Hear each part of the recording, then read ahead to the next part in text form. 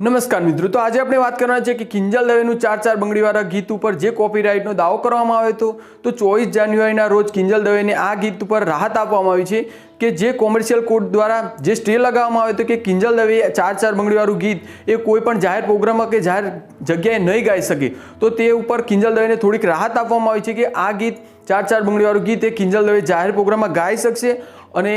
તે જ રીતે અત્યારે હાલમાં તેને એક મુદત પણ આપવામાં આવી છે કે ટૂંક જ સમયમાં આ કેસ ઉપર ચુકાદો કરવામાં આવશે, જેમાં